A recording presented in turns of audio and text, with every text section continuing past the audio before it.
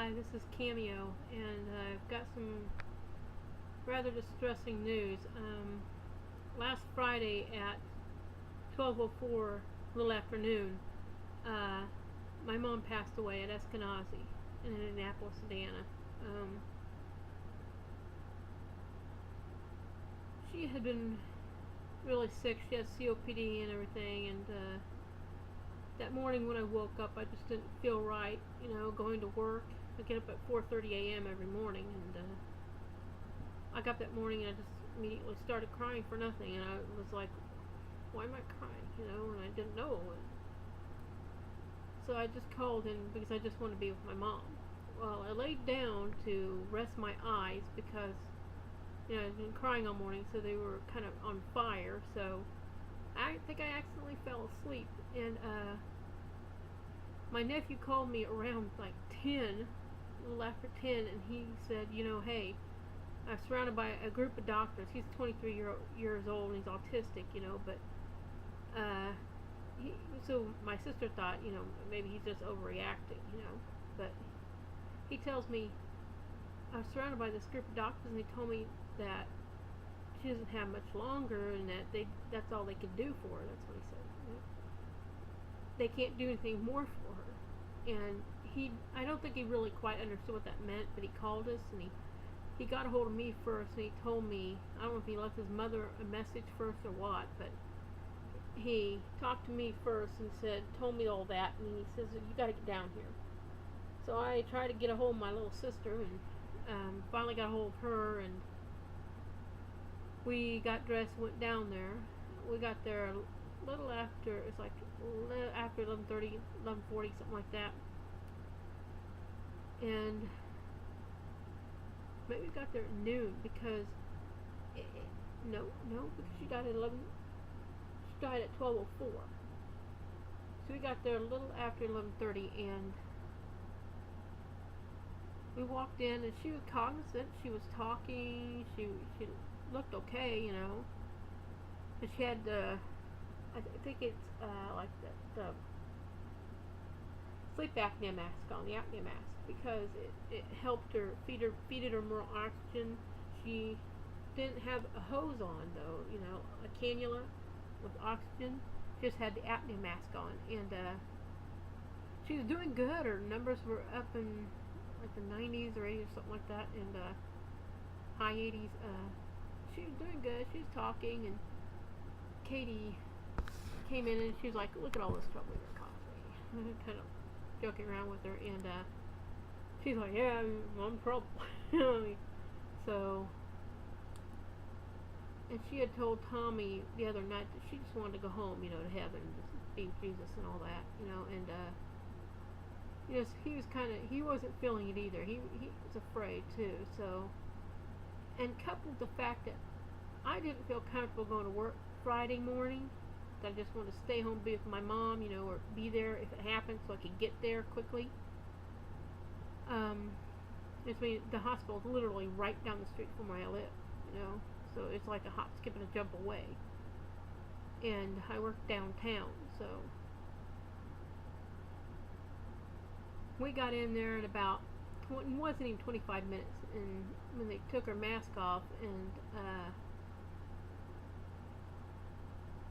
she just kind of drifted away, she was scared, but we were there on either side of her bedside holding her hand, and Tommy was back sitting watching, and she just passed away. It's kind of weird seeing the woman that gave you birth, just kind of drift off. And she's growing cold. We held her hand until she's completely gone, and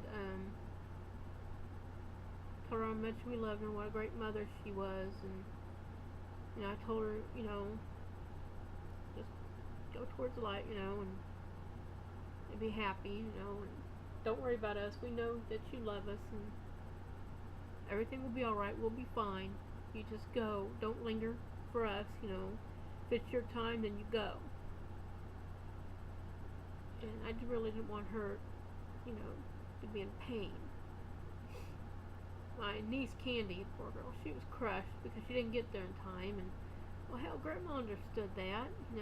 Sometimes it can't be helped. Sometimes, when it's your time to go, it's your time to go. And when God calls you home, there's no waiting. There's no, oh well, my granddaughter isn't here. When it's your time to go, you go. And sometimes you just don't have a choice.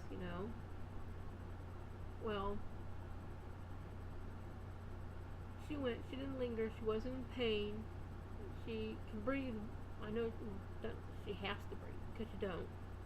But that's not bothering her anymore.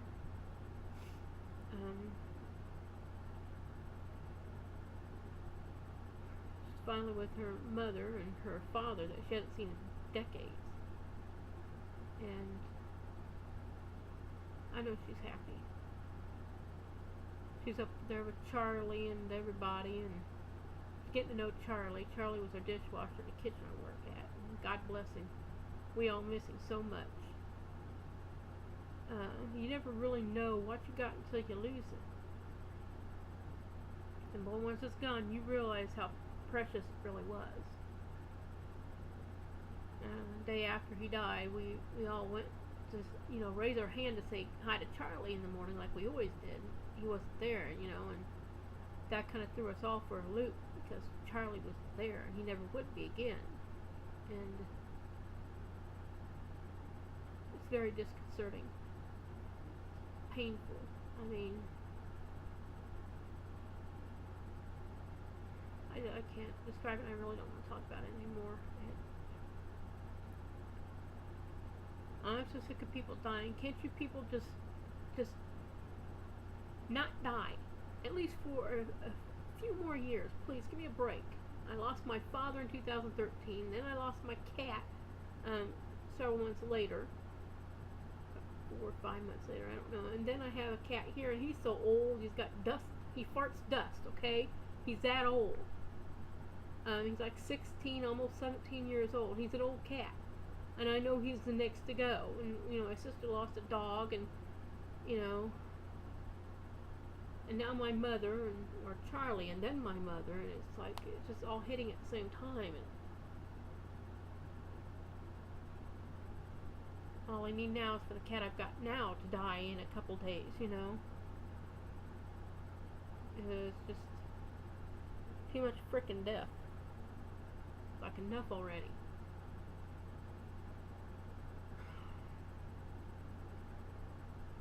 Well, I wish I could give you some good news. When I get some, I'll give it to you. But I gotta get some first and able to share it.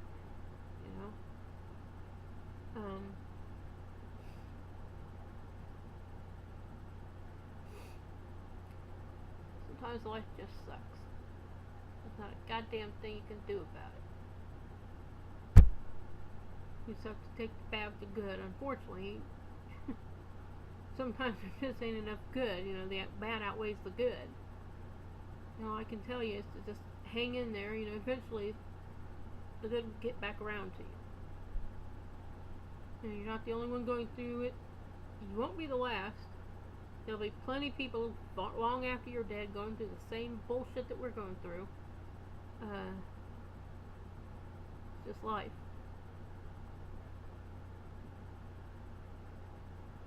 I wish you all the best, and I'll see you later. Hopefully, God willing. And I think the next person that should have the privilege of dying should be me. Me. Maybe my cat. He's lived long enough for a cat, but I don't want him to die. If he lives a few more years, 8 more years, he'd be a really old cat. I don't want him to be in pain, but I wish I could keep him longer, He's an awesome cat. His name is Boomer. You'll probably see lots of pictures on here of him. If I get around to it, and I hope I do. I got pictures of him already. Thank you for listening. Thank you for joining me tonight. Good night. God bless.